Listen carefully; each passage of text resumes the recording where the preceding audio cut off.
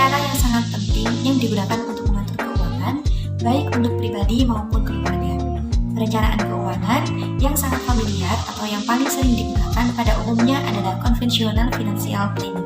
Namun, dengan seiring berkembangnya industri finansial Islam, maka muncullah Islamic Financial Planning, yaitu perencanaan dan pengelolaan harta Islami yang telah dimodifikasi menyesuaikan tuntutan zaman. Islamic Financial Planning menurut maqasid syariah. Yang pertama yaitu protection of wealth, yaitu menjaga keyakinan atau agama. Yang kedua, protection of life, yaitu menjaga kehidupan. Yang ketiga, protection of intellect, yaitu menjaga ilmu dan akal. Yang keempat, protection of lineage, yaitu menjaga keturunan. Yang kelima, protection of wealth, yaitu menjaga harta. Hal-hal apa saja sih yang harus kita perhatikan dalam membuat Islamic Financial Planning? Yang pertama yaitu kita harus mengalokasikan dana kita untuk zakat, infak, dan sedekah. Sebagai umat muslim kita tahu bahwa untuk zakat merupakan kewajiban untuk mensucikan harta dan diri kita. Sedangkan untuk sedekah dan juga infak merupakan hal yang sunnah. Dalam mengalokasikan dana tersebut masuk ke dalam pengeluaran dana wajib ya teman-teman. Karena untuk zakat, infak, dan sedekah harus kita keluarkan pada setiap bulannya. Yang kedua yaitu meminimalisir hutang. Islam menganjurkan kita untuk tidak berhutang kecuali dalam keadaan mendesak atau darurat. Jadi untuk membuat Islamic Financial Planning, yuk kita lunasi hutang yang kita punya dan juga meminimalisir hutang yang akan datang. Yang ketiga yaitu menyusun tujuan keuangan kita sesuai dengan ajaran Islam. Contohnya yaitu untuk ibadah haji, umroh, membahagiakan orang tua, dan lain-lainnya. Sedangkan hal-hal yang harus kita hindari untuk tujuan keuangan kita yaitu seperti bermurah-murah, membeli barang-barang mewah yang tidak kita perlukan, dan juga untuk hal-hal yang negatif. Yang keempat yaitu menggunakan produk-produk keuangan syariah seperti tabungan syariah, deposito syariah, reksadana syariah, saham syariah, dan lain-lainnya. Kita harus berusaha untuk menghindari keuangan-keuangan yang bersifat riba dan juga merugikan orang lain. Yang kelima yaitu kita harus membiasakan pola hidup sederhana dan tidak konsumtif. Kita harus bijak dalam mengelola keuangan kita agar kita menggunakan keuangan tersebut untuk hal-hal yang bermanfaat saja. Jadi tidak bermewah-mewahan dan tidak mengeluarkan dana kita untuk hal-hal yang tidak penting.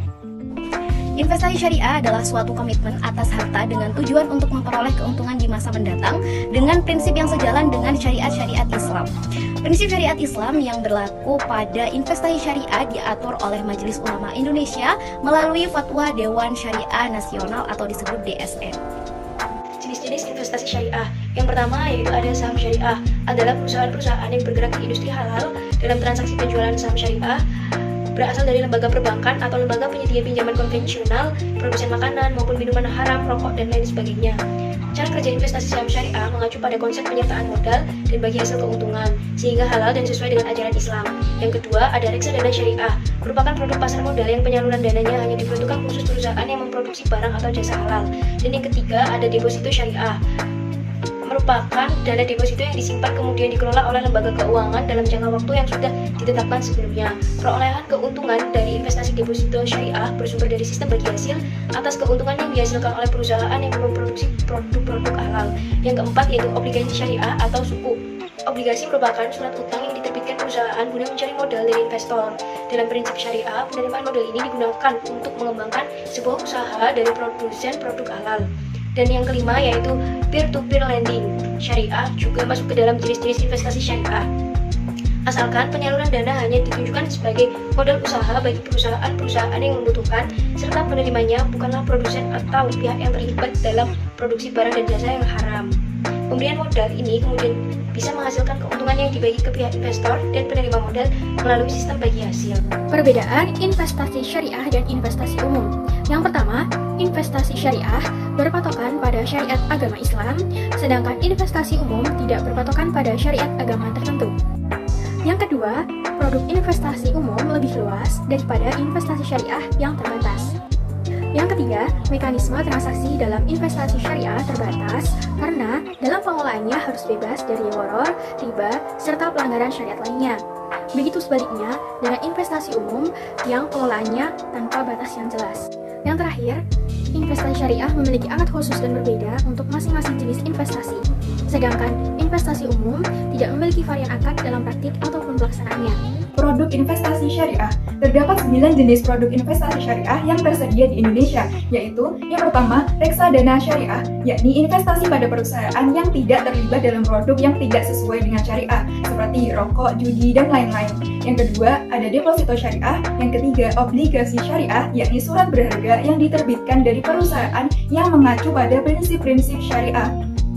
Yang keempat ada saham syariah, yang kelima properti syariah, yang keenam asuransi syariah, yang ketujuh KPR syariah, yang kedelapan mikrokredit syariah, yakni fasilitas pembiayaan untuk mendorong UMKM dengan sistem bagi hasil, dan produk yang kesembilan adalah tabungan syariah.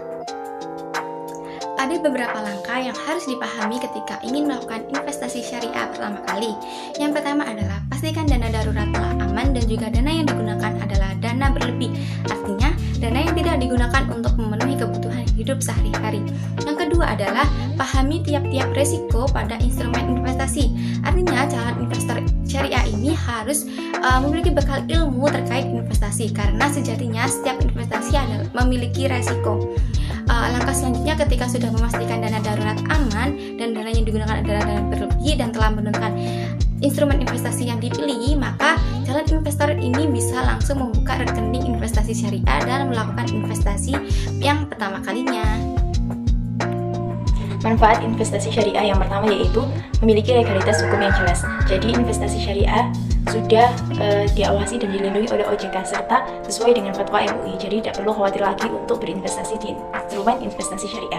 Yang kedua, investasi yang halal. Karena apa? Karena investasi syariah berpedoman pada prinsip-prinsip syariah atau ajaran Islam, sehingga produk-produknya itu juga menghindari dari riba. Yang ketiga, investasi syariah itu minim akan resiko kerugian, seperti pemerasan atau kerugian yang lainnya itu sangat minim.